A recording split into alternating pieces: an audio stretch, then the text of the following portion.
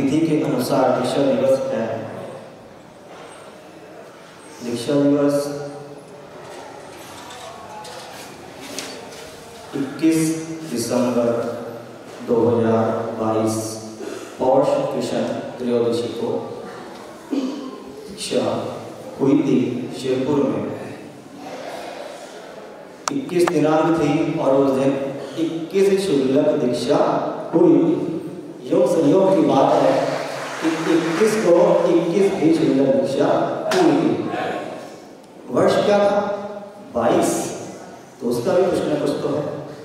दीक्षा 22 ही हुई थी, 21 शुल्क दीक्षा और एक मुनि दीक्षा। तो और दिसंबर माह था। दिसंबर का क्या अंक होता है? 12। उसका भी कुछ न कुछ है। क्या है? हम सभी शुल्क जी को 11 प्रतिमा के व्रत प्राप्त हुए थे आचार्य से। और क्या हुआ था? आचार्य द्वारा संस्कार। तो 11 प्रतिमाएं का व्रत और एक संस्कार कितने हो गए? 12 का प्रतीक हो। अब क्या बचा? तिथि के अनुसार दीक्षा दिवस है। दीक्षा दिवस 21 दिसंबर 2022 पौष कृष्ण त्रयोदशी को दीक्षा हुई थी शेरपुर में। 21 दिनांक थी और उस दिन 21 शुल्क दीक्षा हुई। योग संयोग की बात है कि 21 को 21 भी शुल्क दीक्षा हुई। वर्ष क्या था? 22। तो उसका भी कुछ न कुछ तो है। दीक्षा 22 ही हुई थी, 21 शुल्क दीक्षा और एक मुनि दीक्षा। तो और दिसंबर माह था। दिसंबर का क्या अंक होता है? 12। उसका भी कुछ न कुछ है। क्या है? हम सभी शुल्क जी को 11 प्रतिमा के व्रत प्राप्त हुए थे आचार्य से। और क्या हुआ था? आचार्य द्वारा संस्कार। तो 11 प्रतिमाएं का व्रत और एक संस्कार कितने हो गए? 12 का प्रतीक हो। अब क्या बचा? देखो, जब भी आप आचार्य के पास कोई भी जाएगा दीक्षा लेने, चाहे श्री जी व्रत दे दीजिए, चाहे श्री जी दीक्षा दे दीजिए, तो आचार्य सबसे पहले क्या कहें? माता पिता। माता पिता की अगर आज्ञा ना हो, उनकी अनुमति ना हो, उनकी कृपा ना हो, उनका आशीर्वाद ना हो, तो गुरु जी दीक्षा देने वाले सबसे पहले माता पिता। तो उन्हीं की कृपा है, उन्हीं का आशीर्वाद है कि आज हम यहाँ। जब भावना बनी, मुनि श्री धीर सागर जी सत्संग चतुर्मास के लिए 2019 में हमारे नगर सहारनपुर उत्तर प्रदेश में आए। चतुर्मास हुआ। जब से भावना बनी, भावना तो पहले थी कि दीक्षा लेनी है, लेकिन उनकी प्रेरणा से, उनको देखकर बस लगा दीक्षा तो बस अभी ले, अब तो दीक्षा ले। तो मैंने घर पर बात रखी कि हमें व्रत लेना है, दीक्षा लेनी है। तो सब से कैसे होगा, कौन देगा, क्या होगा, सब हो जाएगा। मेरी सागर जी के आशीर्वाद से, शायद के आशीर्वाद से। फिर माता पिता से बात रखी, उन्होंने कहा ठीक है, देख लो, ऐसे लोग समझ लो।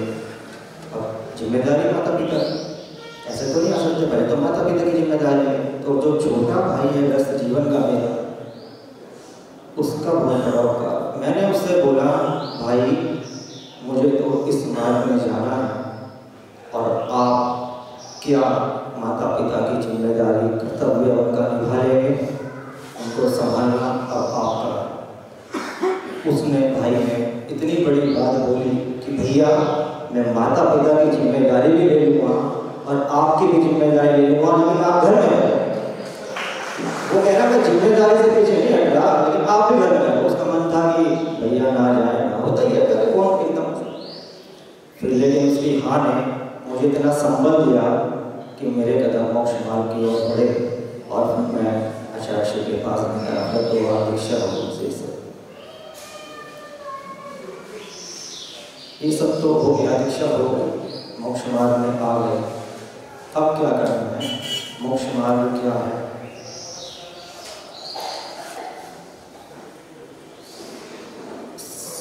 तत्वार्थ सूची का प्रथम सूत्र सम्यक दर्शन ज्ञान चारित्राणि मोक्ष मार्ग।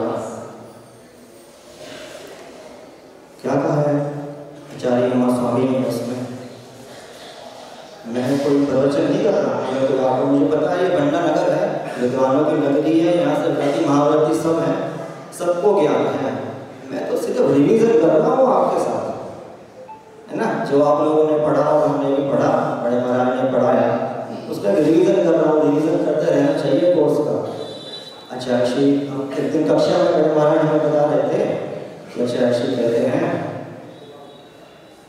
ज़्यादा जितना पढ़ा जाए उतना ठीक है, लेकिन जितना पढ़ा उसे बार बार पढ़ो। तो जो हमने पढ़ा बस उसी को दोबारा पढ़ रहे हैं, है ना? तो सम्यक दर्शन ज्ञान चारित्राणि तीनों से ही मोक्ष मार्ग प्रशस्त होगा। अब क्या है कि लेकिन कुछ कोई कहता है कि भैया मुझे परिवार की अनुकूलता नहीं है, कोई शरीर की अनुकूलता नहीं है, मैं सम्यक चारित्र कैसे ग्रहण करूँ? चारित्र की ओर नहीं जा सकता हूँ, अभी अनुकूलता नहीं है। तो इसमें मैं ये कह रहा कि सम्यक चारित्र अभी नहीं ग्रहण कर सकते, व्रत नियम से नहीं ले सकते, लेकिन एक सरल उपाय है इसमें, जो सबसे पहले आया ना, सम्यक दर्शन। सम्यक दर्शन तो कर ही सकते हैं अपना, सम्यक दर्शन तो मजबूत कर ही सकते हैं, उसमें तो कोई जरूरत नहीं है कि कोई खट्टा मीठा छोड़ो, कोई परिचय सहन करो, कोई सर्दी गर्मी सहन करो, अपन कर ही सकते हैं। तो अपने वो क्या है, सबसे पहले आया भी है सम्यक दर्शन। सम्यक दर्शन अपना मजबूत होना चाहिए, दृढ़ होना चाहिए। बिना सम्यक दर्शन के अगर आपको सम्यक चारित्र हो गया, चारित्र कर लिया, ठीक है, सम्यक दर्शन नहीं है, काम होने वाला नहीं। अनंत बार चारित्र ग्रहण कर लिया, मुनि आरिकाएं व्रति नियम संयम सब हो गया, फिर भी इसी संसार में है। क्यों? इस संसार में कौन जन्म लेता है? मिथ्या दर्शन के साथ लेते हैं ना। अभी वो सम्यक दर्शन नहीं होगा जो होना चाहिए। देखो राजा शेखर थे, चारित्र था उनका, कोई उधर राजा थे, सब क्या था, अब मोक्ष जाएंगे ना, प्रथम तीर्थंकर होंगे, कैसे? सम्यक दर्शन, हाई पावर वाला सम्यक दर्शन प्राप्त कर लिया, शाही सम्यक दर्शन प्राप्त कर लिया ना, बस अब आएंगे, चारित्र ग्रहण करेंगे और मोक्ष। कैसे हुआ? सम्यक दर्शन से हुआ। तो सम्यक दर्शन बेसिक है, मतलब उसके बिना कुछ नहीं। मोक्ष मार्ग, सम्यक ज्ञान, ज्ञान तो भूतों को है। समय सार जी की गाथा याद है, सबको इष्टोपदेश द्रव्य संग्रह पंचास्तिका सब रेडी हुई, लेकिन सम्यक दर्शन चाहिए।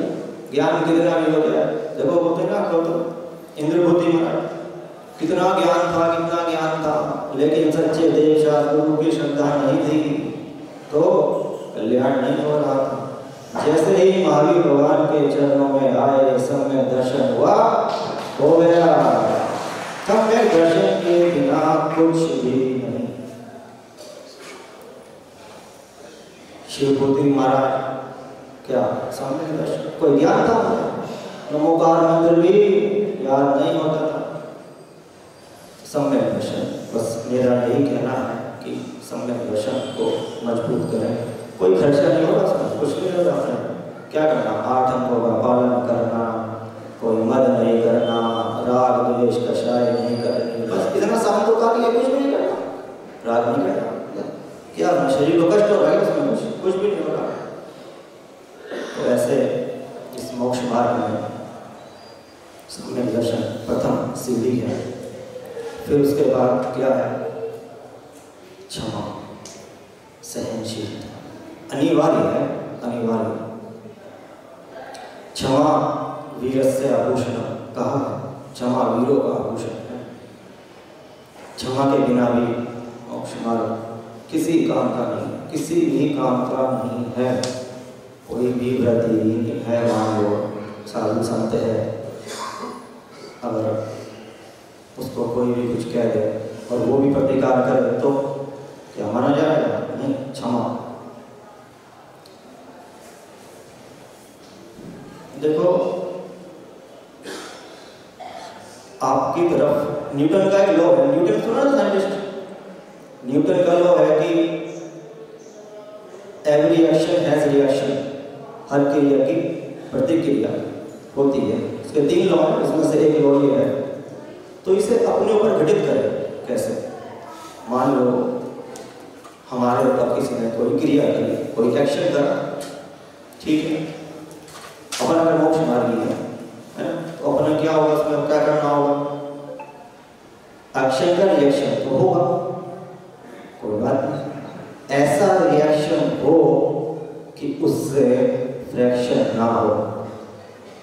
क्या ना हो? ऐसा रिएक्शन हो सामने वाले के ऊपर कोई फ्रैक्शन ना हो, मतलब मतभेद ना हो, कोई मनमुटाव ना हो। लेकिन क्या हो? ऐसा रिएक्शन हो कि उससे अट्रैक्शन हो, सामने वाले को अट्रैक्ट हो जाए कि हाँ देखो इसने ऐसा किया। एक एग्जांपल देता हूँ आपको, बहुत कॉमन एग्जांपल है, सबने सुना है, लेकिन फिर वही बात रिवीजन करने आया हूँ आपके साथ, तो रिवीजन करते हैं उसका। कैसे? वही उदाहरण है पार्श्वनाथ भगवान जी और कमठ। सबने सुना होगा है ना, गंडा वाले सब सुनने का सब ज्ञान है सबको। तो पार्श्वनाथ भगवान का उपसर्ग कमठ ने किया। कमठ ने क्या किया? एक्शन किया, अपने एक्शन कर रहा था तो वो उपसर्ग कर रहा था। अब भगवान ने क्या किया? उधर से रिएक्शन हुआ रिएक्शन। बताओ क्या किया भगवान ने? कौन से रिएक्शन किया?